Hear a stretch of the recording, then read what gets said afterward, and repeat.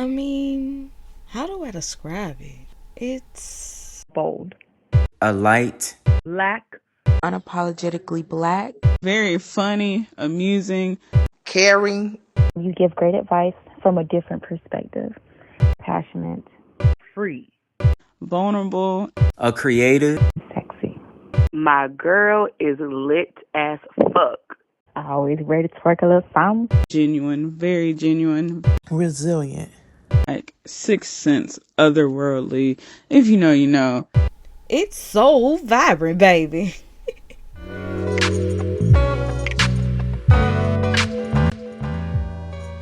Hello everyone, and welcome to So Vibrant, the place where music, history, and culture collide. I am your cultural storyteller and award-winning host, Lady AC. See, I told you I'm going to keep celebrating this, y'all. But just get used to it. Yes. So we are winding down the month of June, and I felt it was very important to use this last week to talk about a very important issue. So the month of June, like I said, it's been a month full of celebration and awareness of many different topics, but June is known as Men's Mental Health Awareness Month.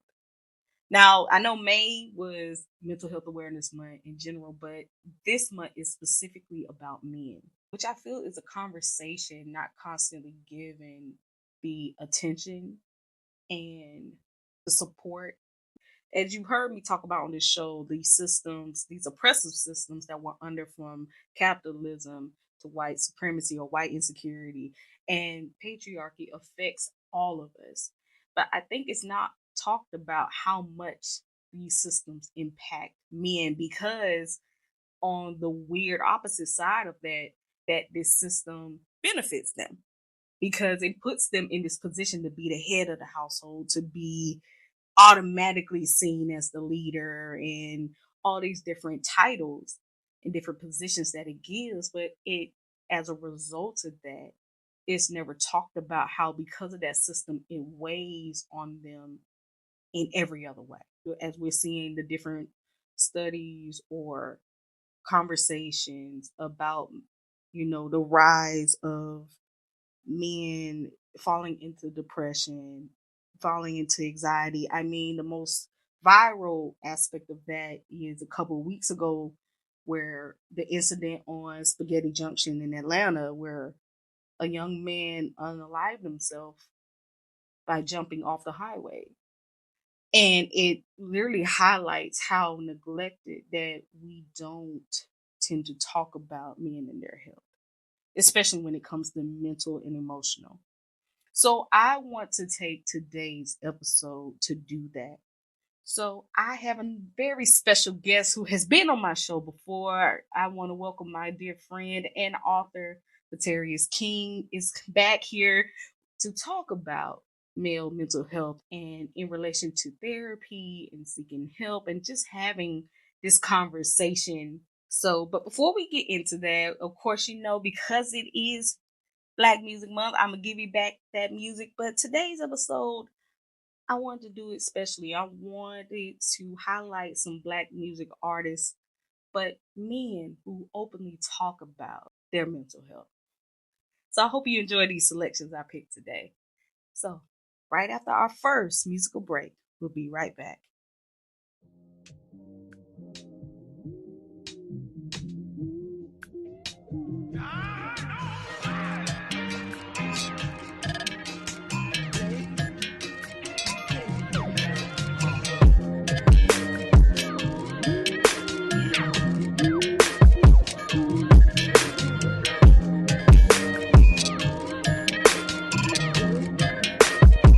Young Cruiser, this for all them single mothers, single fathers out just trying to make it. Taking pay cuts, never lay up, putting food up on the table. All them hustlers scraping chains, selling hubbles to the hood. Trapping, bunking, I ain't judging, man, just know that shit ain't good. Ain't them strippers out here buzzing for them ballers in the club. Be it college or your pockets, just no dollars ain't enough. For your love and your heart, cameras on, play your part. Never lose who you are, know yourself from the start. I know know what it's like to be so far behind, you gotta fight to see. Over the shoulders of bill collectors, granny praying, may God protect us in the heat of the night. I pray God can help us in the dark as an alley. You can see the devil, I swear.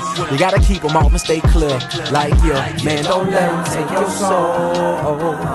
I said, don't let him take your soul.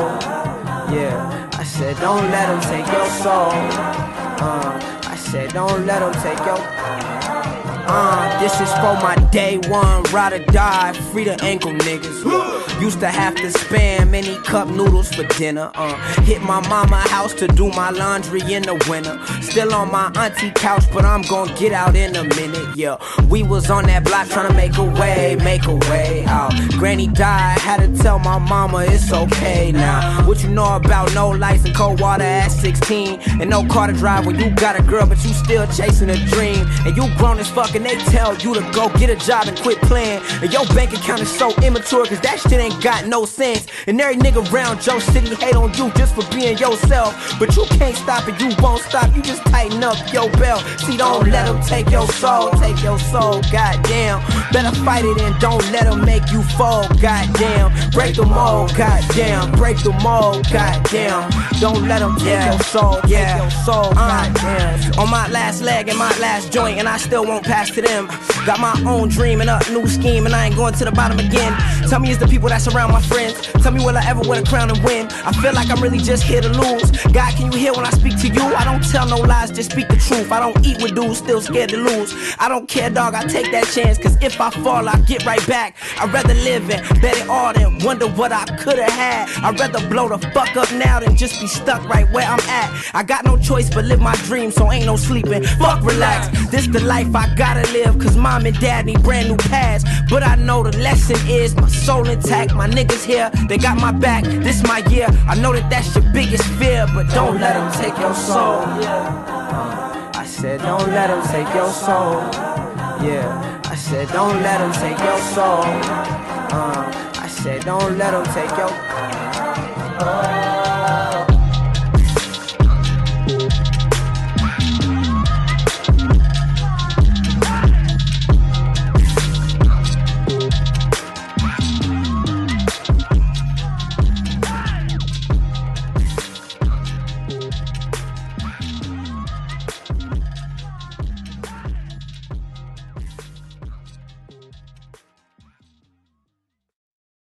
And that was Caleborate with Soul, the remix featuring Big Krit. And that's the energy I'm talking about. I want to usher in and bring in to begin this conversation on men's mental health awareness. So without further ado, let's begin our interview. Amazing author, by the way, because I know this book is doing its thing. Fulterius King, thank you for coming. Thank back. you. Thank you. I'm happy to be back. Thank you so much for having me. I had such a great time the first time. So I'm looking forward to our discussion today. I think the topic is so important. So thank you for having me. Yep, thank you for coming back. You did say I could use you. Oh, yeah. I'm back. I'm back. Well, use in a living way. Right. Specifically, when we look at men, what are the general reasons in your practice or in your experience of why men need to seek therapy or do seek therapy? Recently, I've been seeing a lot of men having issues just with anxiety and depression, specifically because men are naturally protectors. Yeah. We want to make sure, our families are good, that we're good. And we when we can't do anything about it, it really just stresses us out, and and it really challenges that role that we usually take on within our families. Men are really struggling with coping with not being able to control things that are out of their control. We're considering the everything that's happening politically, and just I do feel like there's just an attack on mental health in general right now. And so just understanding that, like, they can't control everything has been a bit of a internal conflict within them, and it causes a lot of just worrying about the future, being just physically and mentally exhausted, interruptions with sleep, different just anxiety symptoms for them, inability to even concentrate on work and just, regular daily things.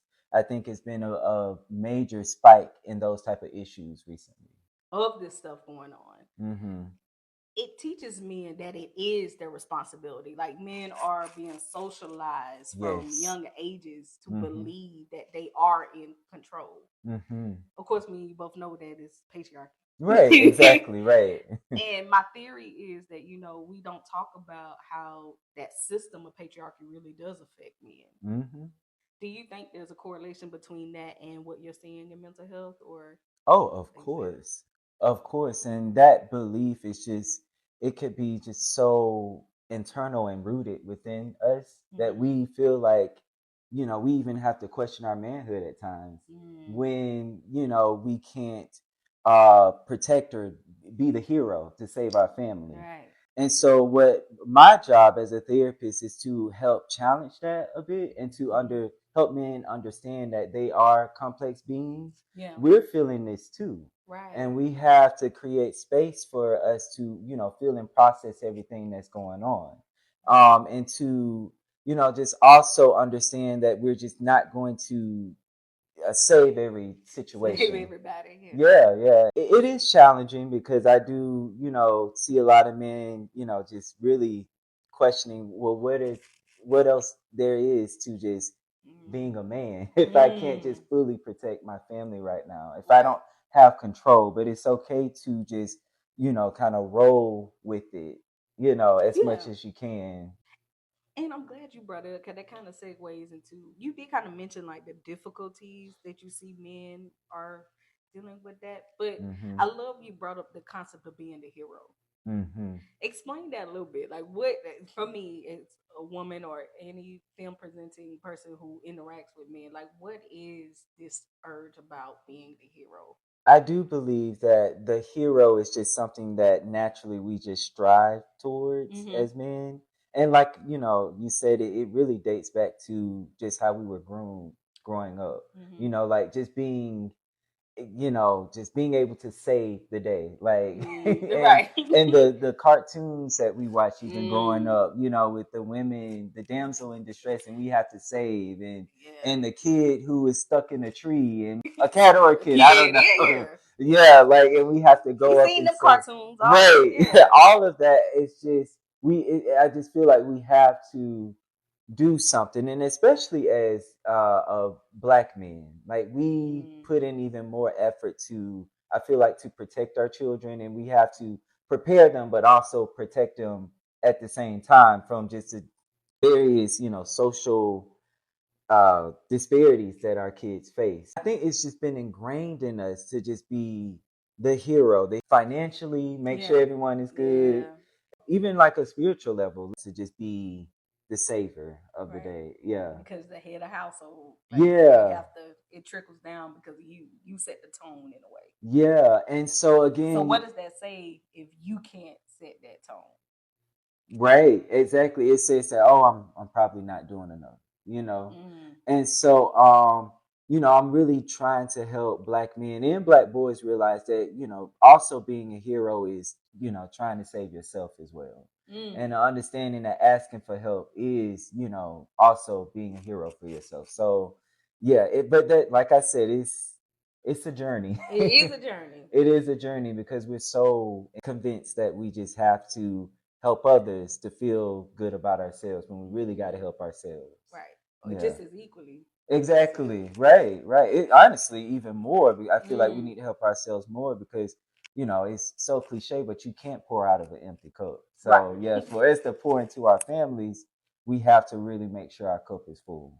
You did mention how you say to help combat that, you introduce your clients or the people who you interact with strategies. What are some strategies that you do try to implement to help break that cycle?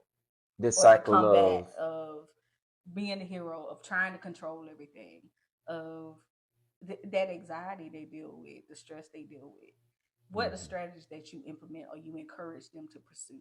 Well, in therapy in general, we use this analogy of peeling the onion to really get deeper beneath the thoughts and the feelings that our clients experience. And so a lot of times beneath that wanting to save everybody is the need for some type of consistency, and beneath that could be, something may have happened in childhood where, a traumatic event or something that caused a lot of chaos.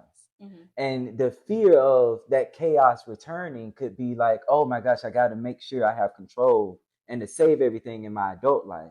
So what I try to do is I implement a lot of inner child work with my clients to really help them connect with their inner child and to address those fears that may be stemming from childhood about this need to, protect people in their lives now, and addressing the fear of even losing those relationships or losing those type of people. But I do a lot of just cognitive behavioral therapy too.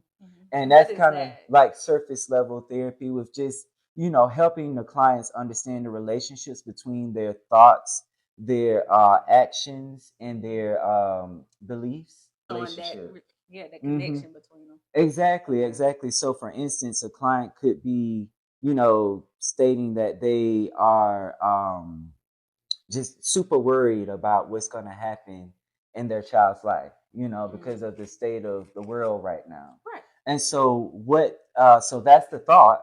And then the action is they really just put in excessive effort with being a parent. Like, let me just, oh my God, I'm calling them every 5 minutes, What they call it was anxious. The helicopter. Yeah, exactly. Hypervigilant parent. Exactly. And so they do that, and it's connected to this belief that, oh, if I don't, do it, then something's going to go wrong. Yeah. So really the main thing that I try to target within that triangle is replacing those negative thoughts with maybe some positive affirmations like, my child will be safe. I'm going to do as much as I can to, in this present moment, and just give God tomorrow, because I don't have control over tomorrow. I'm going and just focus on the present moment that God gives me now. Right. Yeah. So just, finding different ways to replace those negative thoughts to combat that like worry. Yeah. So those are just like two approaches that I use to really like help alleviate like their anxiety, and to just help them understand that they just can't save everybody. Yeah. What you said was amazing. Like, I love that. Give God tomorrow. I love that. Yeah. Like, I think that's definitely something I could walk away here with. Yeah. When it comes to that. Yeah. But in the way of when it comes to male mental health, I think another issue I'm seeing, or that I witness, especially when we have this conversation, is that people tend to joke about men's mental health a lot. Yeah. That tends to be the joke of the butt of the joke a lot. Yeah. And a lot of people tend to downplay it so until the point where something drastic does happen. Now people want to care. Do you think that adds to the resistance when it comes to the concept of men seeking therapy or seeking help? Oh yeah. And how does that like affect the practice for you? It definitely is an issue, because I feel like we just feel like we should be able to take care of all of our issues, Yeah. And it's still deemed as soft or weak when we try to explore the emotional space that we have instead of, neglecting it.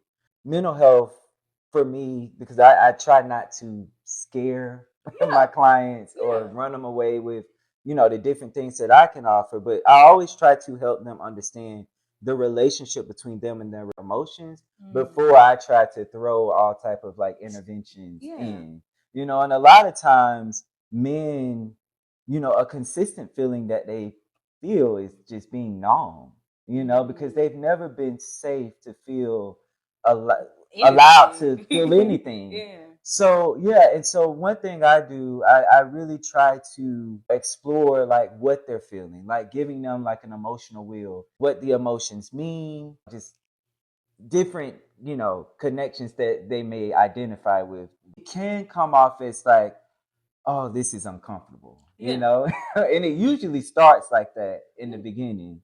And so, but I think as they develop comfort with, okay, I feel this and I feel that and I feel that, it becomes more normal, and they're able to use the language to describe how they're feeling.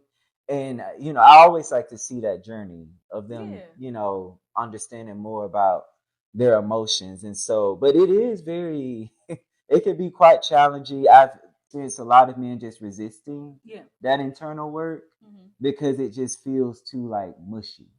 People may not even like this statement, but I think even as men, we need to learn how to even be soft with ourselves. And I'm glad you said that softness, because oftentimes, once again, going back to, like I said, the system of patriarchy, they teach softness as the anti, as the feminine, because that's a complete opposite, complete shift.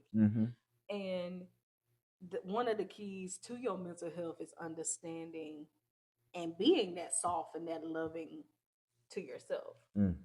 What is that approach to that softness, to that what we would call self-love?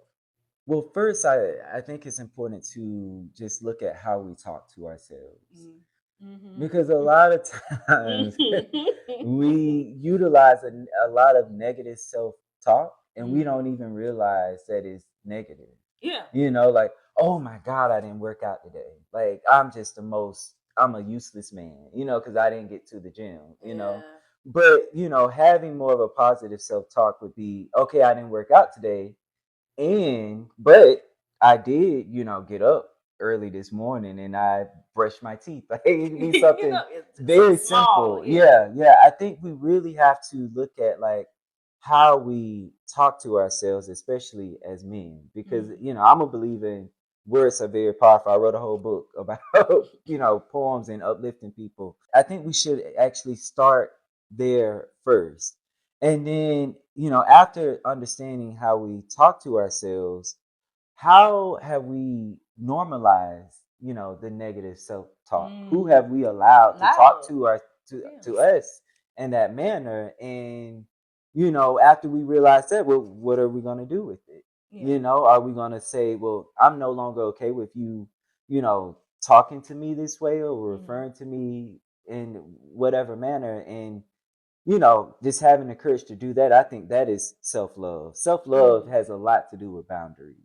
It has a lot to do with self-awareness, understanding who we are, and just maintaining our boundaries with people in all just situations. So I think self-love is also understanding the need to even like do the bare minimum. Like that's self-love. To understand that, our 100% maybe 40%, like again going back to, we can't just be perfect and the hero at everything. I may have to do something at 40%, which is my 100%. The bare minimum can have levels. Have levels to it. It can have levels as long as you're getting the job done. Hey, that's all you need. But we don't have to excel every time. We're just not built to excel every time. I think a lot of times they wait to feel better to do things. And sometimes that's a universal kind of thing. A lot of people think that they should be a better person to get the better. Exactly. When sometimes you really have to put the actions forward. I mean, put them, first, and to get to feeling better and allow the feelings to catch up. Right. And, I always tell my clients, you'll never want to go to the gym if you wait to feel better. You're gonna have to just do it. And then once you do it consistently, maybe the feeling of, ooh, I want to go to the gym will come. Right. Because self-love was obviously connected to how we feel. And so we really just have to do the things that we know we need to do to love ourselves. Do you think men are socialized to have boundaries? It depends. Okay. It can be difficult with setting boundaries because a lot of men can be like, I'm a man of my word. I got to follow through with this role or it's going to say something about me, and okay. So I can see how, how that struggle can happen with just, the resistance with it all. But I think in the professional sector of things, it's easier to set boundaries. I actually see men setting more boundaries professionally, like being more comfortable with setting more boundaries than women, from my experience. Okay. A woman does it, she's identified as difficult to work with, which is not fair, right? But a man can say, well, no, I'm getting off at 4:00 and I'm not coming back. And we good for the rest of the day. Yeah, y'all are going, we are going mentally, physically, like emotionally. We're going after 4. But women, I feel like from my experience, they've it can be like more of a challenge. Women are not supported in, maintaining boundaries in the professional workplace. But I do see how it plays out a lot personally on a personal level for men, because like we have to meet the expectations of certain things, and we just really ruminate on things when we don't, because society says like, either you meet it or you don't, or you're not a man. But I think it's important, especially in relationships, that we don't look at roles as black and white. Like they can be fluid. Exactly, they can be fluid. We men can be in the gray area. Like we just couldn't do it that day, but we still are great human beings. That's the reason I asked that, because I feel like that men, when it comes to setting boundaries, have to understand that it's how you set those boundaries depending where you are, or the setting that you are. Exactly, right. It really is dependent on the context of the situation. Like, how I set boundaries with my family is going to be completely different how I set boundaries with my supervisor. Now, there's going to be like some similarities, but I may have a bit more patience, with one side than the other. So I think it's important to realize, like, you just can't generalize how you do stuff with everybody, because people in the workplace don't even have access to me like that compared to my family. To your family. Yeah. So, and then and it also questions like, how tied are you to these roles, and what they say about who you as a man too. I just thought about, how we sometimes, measure our self-worth with the roles that we're tied to, the careers that we're in, especially as men. And what does that say too? So when it comes to seeking help, pursuing therapy, what encouragement? Because at the end of the day, you can't force nobody to go to therapy. Right. And that makes me think of a concept, especially when we talk about male mental health, is I kind of hate, from a woman perspective, how we kind of weaponize therapy against men, saying, oh, you just go to therapy. Oh, they need to go to therapy. Because weaponizing it is just reinforcing the negative stereotypes about it. Everyone can use someone to talk to from now and then. It could be, with someone having severe depression, or someone just adjusting to just a difficult time. So, and I think that what actually deters like people from really getting help, obviously, like, because they already think like, oh, something may be wrong with me. So, and then just this outside source is also saying like something's wrong with me too. We got to do better. We got No, we got to do better. Yeah, I think it's just important to just watch how we talk about it, because it's like the language is important. Exactly. People come to therapy for a range of things, like a range of variety of, just different things, and it could be like very minimal to very severe. Yeah. Because even then, therapy is not always a one thing fix all. Right. Like, what is the goal of therapy? Yeah. When you think about it. So many people have various, goals that they want to work on. I think what makes therapy effective is if you come in, for one, you're ready. And you're honest.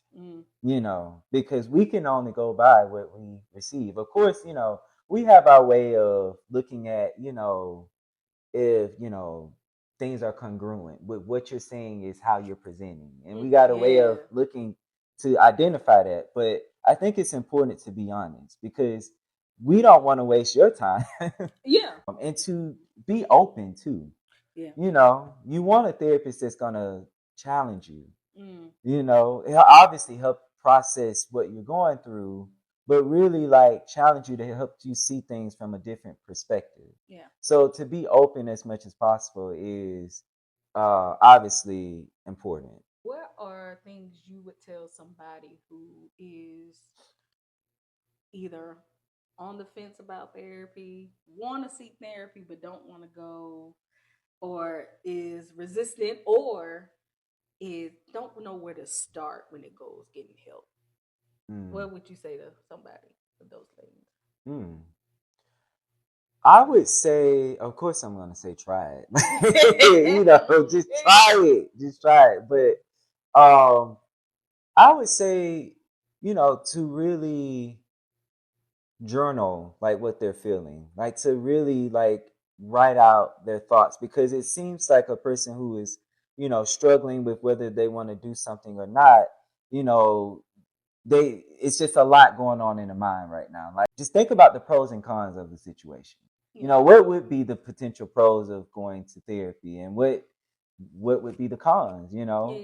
Identify if they even know anyone who has probably tried therapy before. Like, what are their experiences with therapy? I would say to, and also that journaling piece will really help them to identify what things that they would really need to work on. I'm journaling about, I'm worried if someone's going to take this information and take it somewhere else, or that's worry. That's worry. Anxiety. I'm worried that I'm not going to feel better. Feel better from what? Being depressed? Like, that's depression. And just, working through that will actually help you identify what you really need. I would say, definitely research the therapist, like go to their a lot of us are on Psychology Today, just different platforms to learn more about who your therapist could be. Right. And like I said, be very open-minded, because believe it or not, there are some Black therapists out there who, just because they're Black doesn't mean that they can connect with Black clients. That is true. There's some, I mean, there could be some white therapists who may be able to reach a Black client more than, a Black therapist. So just to be, open-minded, and to, it's okay to, when you see a therapist, just to let them know, like, I'm just, really trying to get a feel for this and understand the process. Because in that first session, the therapist is not just interviewing you, you're also interviewing the therapist in your own way. To see it. I think a lot of people don't see it like that. Yeah. Thinking it's, them pouring themselves out. Right. Because, and understand, like, therapy is always an option. It is always an option. It may seem like, this is the person who is the expert, but a lot of times most therapists see that, it really is like a relationship, a client therapist relationship, instead of the therapist looking out down at the client in this authoritative way. So just understand that you are also interviewing the client even in that first session, and you don't have to move forward with the second one if you don't get a good feel. So, and it does take work on the client's part. It does. Yeah. It does. And you have to be willing for that, ready. Like you said, willing, ready, and honest about that work. Just for my men who aren't comfortable with going to that place. They just like, I don't want to do no damn run. Like, I'm here, I'm like, I ain't gonna lie, I'm thinking, I'm hearing one of my listeners like, bro, I ain't finna write in no damn journal. So I'm speaking up for y'all, all right? What would you tell them of how to approach if they want to seek therapy or mental health services? I'm gonna be on that. It's kind of hard to answer, because as a therapist, I've seen so much of the other side. Like, it's kind of like what could happen versus staying in what you are already in. But at the same time, it's like you have to question, like, how long do I want to continue being in like this? Like, how long? And some people are okay with continuing to like stay in it. But if you really want to get out of it, you have to do something different to get a different outcome.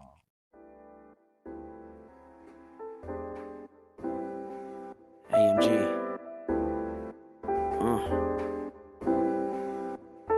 You used to hold me, told me that I was the best. Anything in this world I want, I could possess. All that made me want, all that I can get. In order to survive, gotta learn to live with regrets.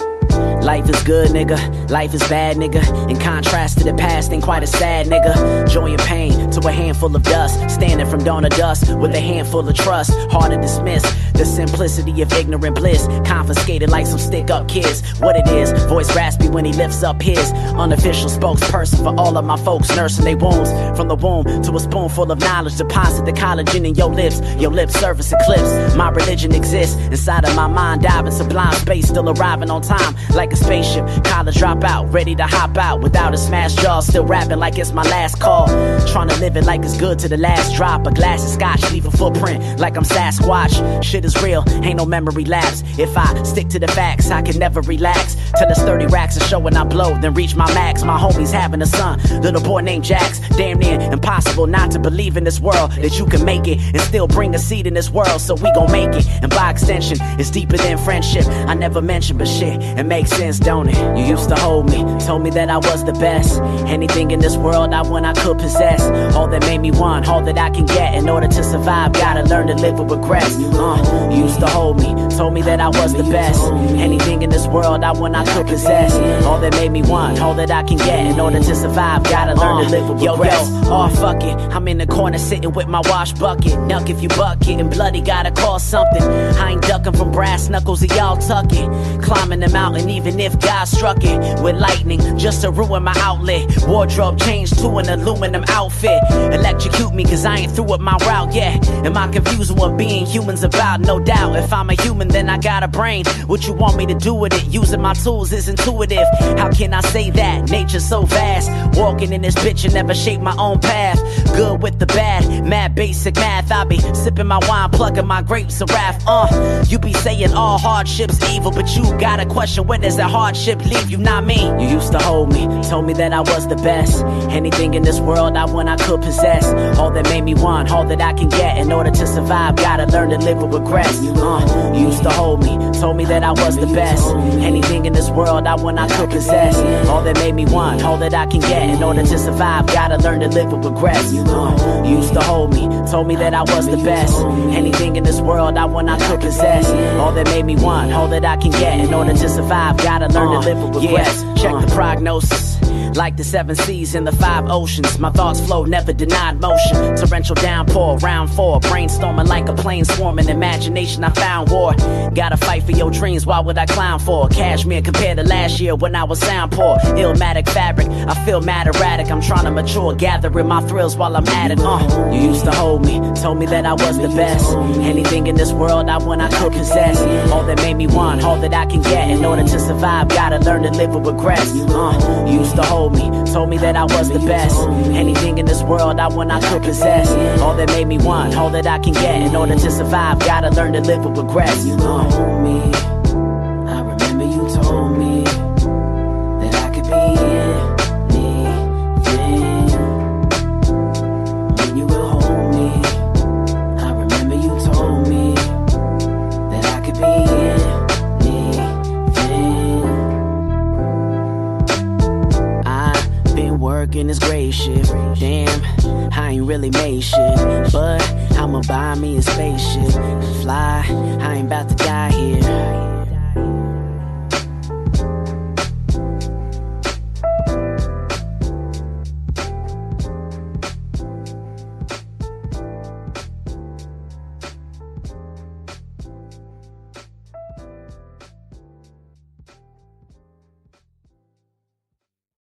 And that was an independent artist by the name of ANTHM with I Remember. Now let's get back to the conversation.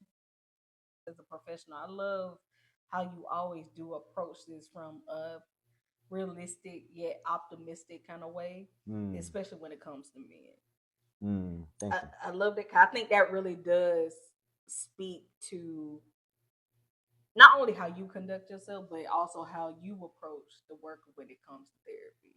That there are therapists out there, just to show men out there, there are therapists who do genuinely want the best for you, who really want you to seek the help and not be in these cycles.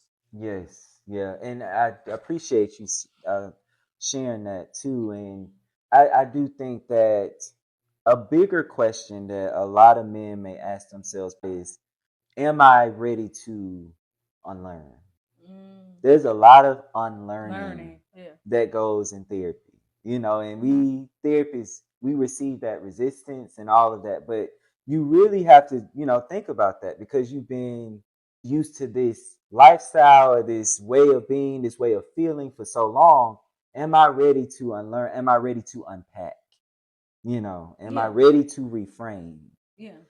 So, and if you're not ready, then maybe you're not. But also it could be indicative of, okay, because I'm so resistant, I need to do something. I tell my clients, there are some days you're not going to like me. Yeah, and it's inevitable.